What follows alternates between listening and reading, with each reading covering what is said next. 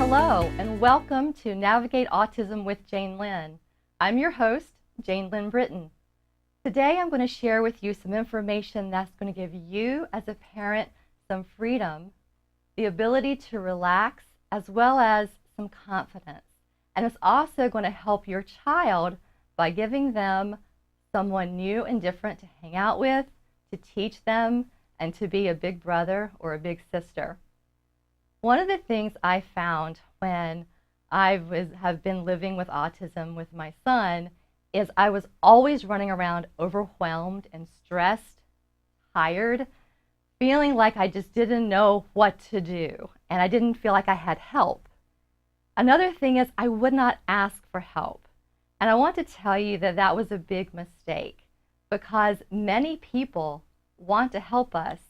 They just don't know what to say or how to tell us. And then if they do find that they're bold enough and say they want to help us, if you're like me, you'd say no. Because we have it in our minds that even though we have this challenge of autism, that we're strong or that we need to do it on our own to show something, to lessen the judgment around us. But the reality is we don't. And it really doesn't help us because what we're doing to ourselves is getting stressed out, overwhelmed, often anxious, and therefore we aren't doing and taking care of ourselves. We often get sick. And you'll probably agree with me that one of the most important things we want to give our children is the best versions of ourselves so that we can support them. Now, there are many ways we can do that. We can ask for help by friends in our community, possibly at church, neighbors, family. But there's one different way that I'm going to talk about today, which is an au pair. And that is a person who's a student, an international student, in fact, around the age of 18 to 25, who comes and lives in your family for a year. And I knew about au pairs a long time ago. When my daughter was born, she's 18 now, and I considered an au pair then, but I said, too complicated and too expensive. So she ended up going to daycare. A few years later, when my son was born, I thought about getting an au pair, and I said, it's too complicated and it's too expensive. And then we started to homeschool my son, and we were looking for team members and people to bring into the home to really help us. And I thought about an au pair, and I said, too expensive and it's too complicated. Until I met another mother who was running a very similar homeschool program to mine. And she looked so together and confident and relaxed. So I said, what's your secret? How are you doing this? And you know what she said? I have an au pair. So I was shocked. And once I realized, okay, she got over the fact that it was expensive and complicated. And then I realized my real concern was, is there someone who would actually come and live with my family and help take care of this really challenging situation? Even though my son is amazing and everyone loves him, it's not a typical au pair situation. And she said yes. In fact, she has several au pairs. So I wanted to tell you that this is a resource for you. And now I have had 9 amazing people from different countries come and live with me and my family. And it wasn't as complicated as I thought. They love being in my family and hanging out with my son. And yes, it's a little expensive, but we found a way to overcome that. So there are friends and family that help out. But let me tell you about this really cool thing that you already know of, and that's called crowdfunding. Many times people can put a very specific objective with a specific amount and get family members who want to support them or friends support them in that way. So if you're interested in thinking about getting an au pair, but it's expensive, think about that crowdfunding as an option. But I don't want you just to hear this from me. I brought a very special guest who's going to talk to you about her experience as an au pair, and she's actually been living with me now for almost 2 years. I'm very excited for you to meet Lorena Margarita Gutierrez Pacheco, and we call her Lori. Welcome, Lori. Thank you. Hi. Hi. Good to see you. Thank you.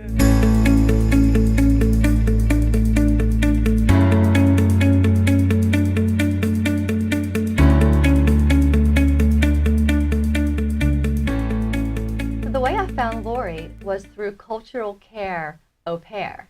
There are many au pair organizations, and I'm not here to represent any one of them. I just wanted to share with you my experience, and it happened to be through Cultural Care.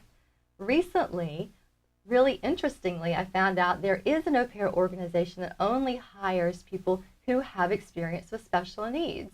So that is an opportunity, and that one's called Pro Au Pair.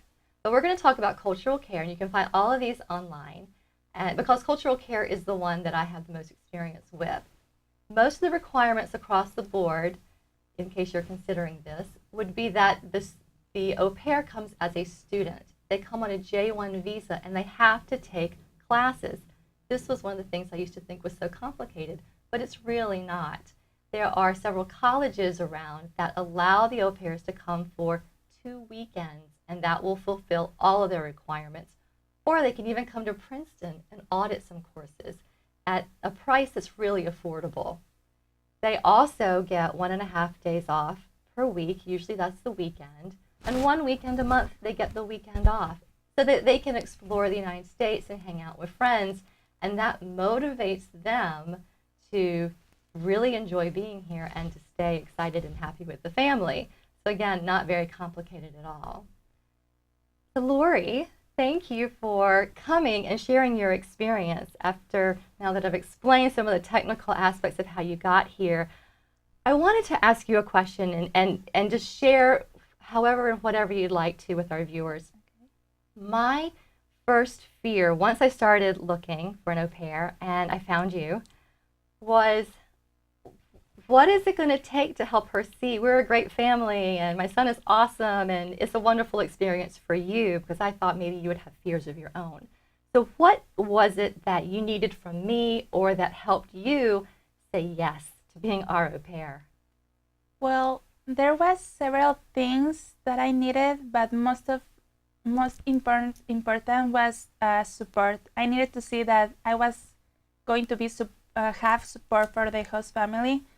And that was really something that you really showed me in the interviews and everything. So it was like really good that at the moment that we talk and everything, because I knew from the first interview that if I needed something, if I have a question or anything, I could always ask you and you will always have a response or give me an idea of what to do or something like that. Thank you. You know, it's funny, and I forgot to say you're from Mexico. Yes, I am. And it's amazing how well you speak English. That was another thank thing. You. You're welcome. It's something obviously we look for because we want to be teaching our children how to speak and language. And you already came with a great knowledge, and you've just improved so much. It's nice that you shared that with me, because I remember going through the interview process, and I really wanted you to come, but I wanted to give you space. And so I told you the lines of communication were open. I gave you time to talk with your family. That's right. I remember sending you questions ahead of time by email because I knew there's a language difference, and I wanted you to feel really comfortable talking to me, not getting worried or upset about the language difference, but really sharing about you. So it sounds like that helped you. Yeah, yeah, it did. Yeah, it was actually something really good, because I have been talking with other au pairs that have been in the process as well as I am, and it hasn't been like as almost perfect with me. With like they haven't had the same experience in the interviews as I am. It has been like really good. The connection that I feel with you and seeing how you talk about your family and everything, it was like something that it was for me, okay, this is a really good opportunity. So yeah. Well, one of the things I like to do, and I'm sure most people do this, is we either did Skype or FaceTime or something, because I wanted you to get to know me and William and my family. So remember, we would walk around the house and introduce you to everybody, even the dog, right? So that you could get a sense of who we are and what we're offering. So I think that's important as well, and so you can at least get a feel as much as you could. Yes. Now another question. Okay. Now that you've been here, and I'm really blessed that you've stayed for 2 years, what what was it that helped you decide to stay? You must have gotten something from the experience of being an au pair, working with a child with autism. So what is it that kind of worked for you and that you're still here?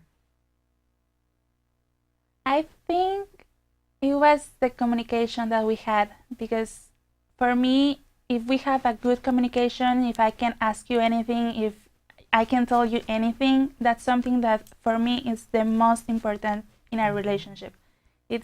I mean, I love your family and everything, but if we can't like talk, it's something that I don't feel good at. It's just, I don't know if it's because I'm from Mexico, but I like to talk everything. I mean, if I have a question, I like to ask it, because I don't give for granted, like, Take it for yeah. granted. Right. So that was something that made me feel like really good in this family, and make me feel like I can extend. Right. Well, Yeah. that's great. I mean, I think that is important because I know as a parent of a child with autism, I want you to understand what I want and what's good for William. And I want to know your feelings about that, because as you know, and you hear me talk a lot about all the things I share with our viewers about the coaching, and it's important to be flexible but feel really strong and confident in who you are and not take things personally. So I think that's important to share and to keep those lines of communication open. Interestingly, though, you had, so let's share a little bit about your background. I know that some people in cultural care have experience with autism. In fact, I wasn't allowed to talk to any au pair or prospective au pair unless they had experience with special needs, which I liked. Really? Yes, because we just cut to the chase. Those other people really aren't going to work, and it's to help them have that comfort. Yes, I know what it's like to be with someone with special needs. But you didn't have experience with autism, did you? No, I didn't. Yeah. So how has that been? Like, it has been really interesting, actually. I mean, I have worked before with the special needs, but not with autistic childs, and it has been something that I really don't regret, because I have learned a lot in this time, and not just of how can I work with them. It's more like how can I understand them. It's more like how can I live with them, how can I help them feel better, how can I play with them, how can I help them to be present, like doing stuff with the rest of the persons, the people that is in the that are in the rooms. And that's something that has been really good for me, like learn all these things, and it has been really good, like really good. you sound like I know you're a very special person, but it comes out when you talk. I'm just curious. I know a little bit about your background, but I'm sure that other viewers would like to know, what did you do before? What were you studying that kind of helped you be in that really positive frame of mind to come here? Well, before I came here, I was studying medicine, but I always loved to help other people. So I always volunteer myself to work with in a schools that help kids with Down syndrome. So it was more like I was doing service for them, and I was teaching them or doing activities with them. And all this came from because I have two special persons in my family, and I grew up with them, and I can see how special they are. So it's more like I love this kind of person. I mean, I feel all this good energy when I'm around them. So that's beautiful. Yeah. That is beautiful. And yeah, I just think it's amazing that you joined the au pair program, and I've just thinking about some of the other au pairs who've lived with me, I've just been so surprised at their background. I've had someone who was an occupational therapist, a physical therapist, and really into energy, as well as just loving working with kids through a camp setting, who loved coming up with games and activities. Some were teachers. So it's just amazing the type of people that really want to come here for more than just being with the kids, right? For having an experience in a family and in the United States. Yeah. What's the one thing that you will take away, that you will remember the most, or that has the biggest impact on you? Oh my God. One thing? I know. Well, that's good. There's more than one. I don't know. It's hard to think in one thing. but I think most of all it's the way that your family has me made feel like I I know I can always count on you guys. I feel like I'm really part of the family, and like in the way that Williams look at me is like that sister kind of friend love. It's something that it's always there, and that's something that I'm always going to remember. So I think that's it. That's wonderful. And that's something that we're going to remember too, because it's been a great family experience. And that's what we always wanted. We wanted people to be a sister to William and to Ashley, my daughter.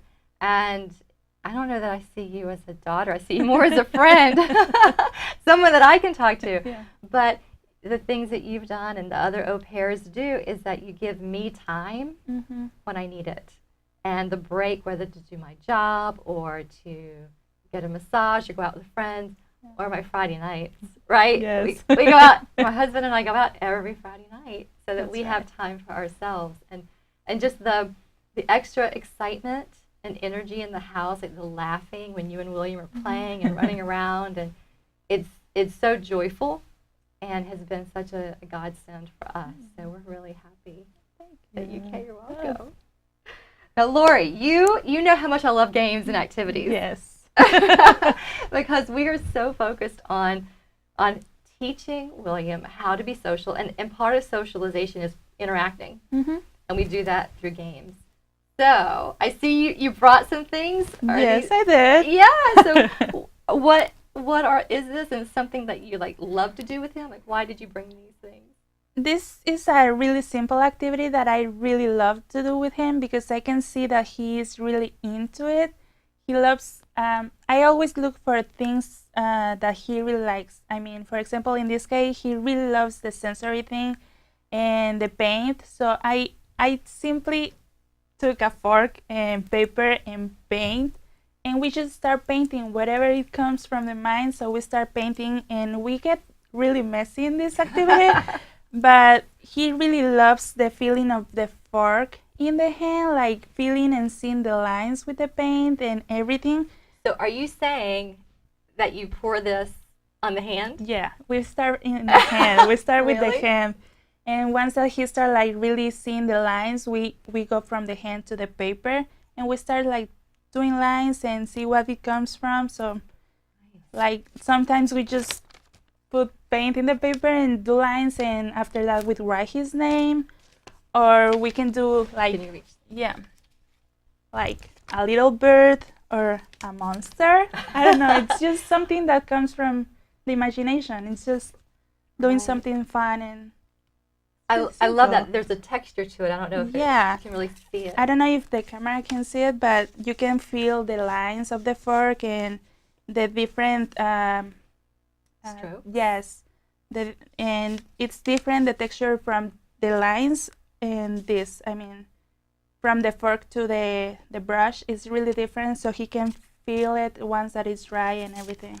So William is very sensory, and you Yes. picked up on that. And I love that you use these because They're squishy. he can do it himself. He Yes. opens it and squeezes it, and that really gives that input and uses his hands. And the fork, right? So Yeah. there are days like right now, he's going through a phase where he just needs that touch. Mhm. So this is a good game. And what's the other? And once that we're finished with the fork, I keep trying to find things so he keep interesting, and he loves using tape. So I just like use one of the circles that we made and just like make a flower or a sun or whatever it comes with. I don't know. It's just using the tape and keep him motivated. So it's more like Nice. All right, Lori, I love hearing these things because this is the things I've trained you to do through our homeschool program. So let's talk about that just for a few minutes. You do such a great job of going with his motivations. So what that means is that you are really observing him and seeing what he likes.